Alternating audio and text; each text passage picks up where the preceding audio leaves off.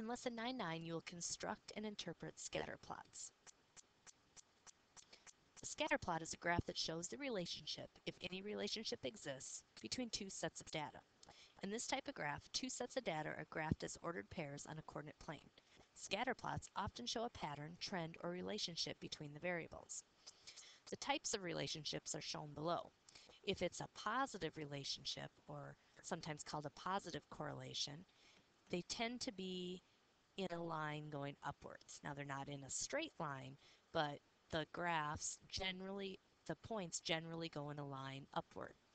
As x increases, y also increases. A negative relationship or negative correlation is when they tend to go in a line downward. So as x increases, y decreases. No relationship is when there doesn't seem to be a line being formed in either direction. They're just kind of all over the place. There's no obvious pattern. In example 1, it says explain whether the scatter plot of the data for the amount of memory in an MP3 player and the cost shows a positive, negative, or no relationship. Well, these tend to be going in a line upward, so that would be a positive relationship. As the amount of memory increases, the cost also increases. Number 2, explain whether the scatter plot of the data in May and the number of pints of ice cream sold show a positive, negative, or no correlation. Well, these points don't seem to be in a line either way, so I would say that this is no relationship.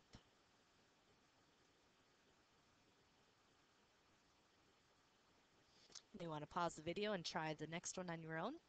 Explain whether the scatter plot of the data for time and temperature shows a positive, negative, or no relationship. Since it tends to go sort of in a line downward, I would say that's a negative relationship. As time goes up, the temperature goes down.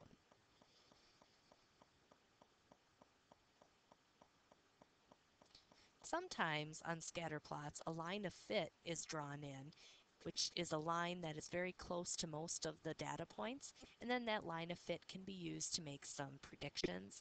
Eventually, you will get to the point where you may write the equation of that line of fit to make predictions, but that will come in future math classes. For now, we're just going to focus on making the scatter plot, drawing in a line of fit, and save the writing of the equation for future math classes. So below we have the miles per gallon rating for a certain car company. Gives the engine size and then the MPGs, or miles per gallon. We're going to make a scatter plot of that data. One of the pieces of data goes on the x-axis, the other goes on the y. Basically, each one of these is going to be an ordered pair. That's going to be a point on the graph. So we're going to go to about 1.8, which is going to be a little less than 2 for the engine size. And then we're going to go up to 29 miles per gallon, so somewhere around there. And then 222, go to 2, and then to 22, about there. 2.4 and 20. 2.4 and 20 is about here. 2.4 and 24. It's going to be about here. 2.4 and 23. 2.4 and 23. 3.4 and 19. 3.4 and 19 is going to be about there. 3.4 and 19 is the second point in the same spot. 3.5 and 20 is going to be right there. And then 3.6 and 20. 3.6 and 20. 3.8 and 19. 3.8 and 19 is going to be about right here. 3.9 and 17. Somewhere around there. And then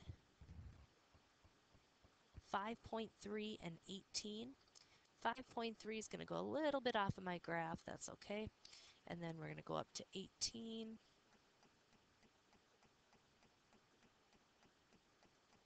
Somewhere around there. Now, after we make the scatter plot, we're going to draw the line of best fit.